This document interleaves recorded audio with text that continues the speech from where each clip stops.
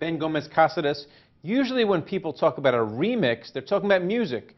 But your book, Remix Strategy, talks about M&A and corporations. Why is that? Can you explain that? Sure, I'm glad to do. Greg, I think we are in the middle now, after the Great Recession, of the Great Remix.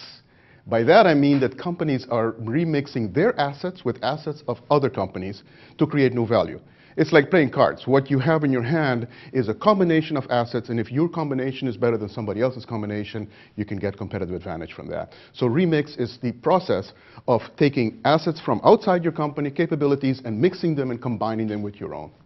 And you have 3 laws in your book, and the first one essentially says that when 2 companies get together, you got to have more value. So 1 + 1 = 3. But my question to you is, how do you recognize that in advance? It's not always easy to see. Absolutely.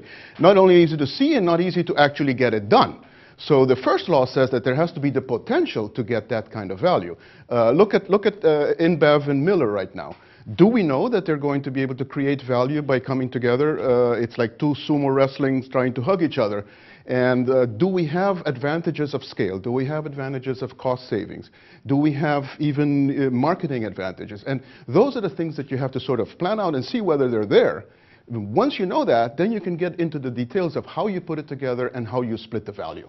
Now, I know it depends on the size of the companies getting into the merger, but how do you decide who runs the show? Who's going to be the best person to maximize the value? And that kind of gets to the heart of your second rule. Absolutely. The second rule says that you have to design this combination and manage it in such a way to create that value that you potentially saw in the first rule. And there the key is whoever is the best situated to actually exploit those synergies. Now, in a case of a merger or an acquisition, there is one acquirer, and then usually the acquirer is the one that runs the show. In my book, I talk about different kinds of combinations too that are short of merger. So you have, for example, alliances or joint ventures, where in fact both parties remain involved. Take IBM and Apple, for example.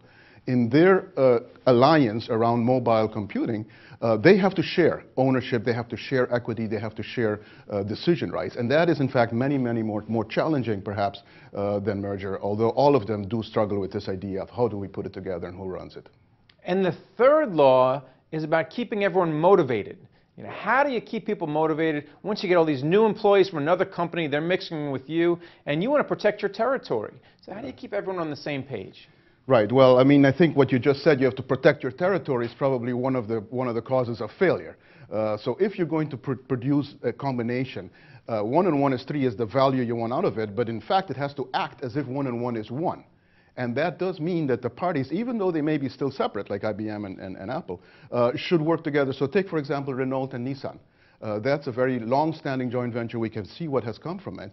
And they have very explicit methods to try to figure out how to gain the best from each side and how to create decision structures that keeps both sides involved and with a stake in the outcome. And it's all about remixing. Thanks a lot for coming on and talking about it. Thank you very much, Greg. My pleasure.